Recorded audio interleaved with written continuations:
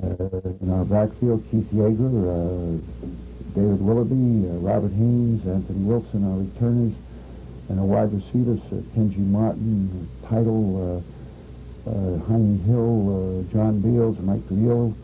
Our offensive line, Sidney Fitz. Welcome back to Cox Stadium. Fred Inglis with our post-game guest, Keith Yeager. Big day for you, Keith. 11 carries, 119 yards, 3 receptions for 53 yards. Most notably, that play in the second quarter, 65-yard scamp around the right side. Talk about that, will you? Well, that was a play in which Walter Brooks, our pulling guard, just did an excellent job on blocking, and all I saw was just the defensive secondary over-pursuing, and I just cut back, and I just saw open field, and just mostly just speed, and just took me in.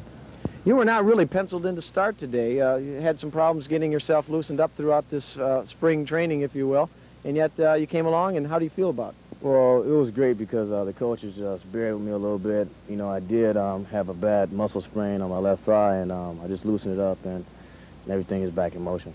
Talking about your 3 receptions, 53 yards, seems like Rich Strasser is going to the backs today, certainly, more than he had in the past year. Yeah, because the coach's game plan today was mostly just to hit the receivers, but the backs were just running flats and up routes, and Strasser just saw us open, so he went to us more.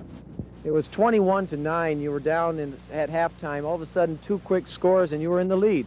What was the factors in that turnaround? Confidence that we're a great squad and that if we play our game, no one can beat us. But today was just turnovers and things like that. But we'll take care of that this week and get ready for Northridge. So overall, you're pretty happy with the turn events of this game? Oh, yes. We'll just work on the things that need to be worked on this week for practice.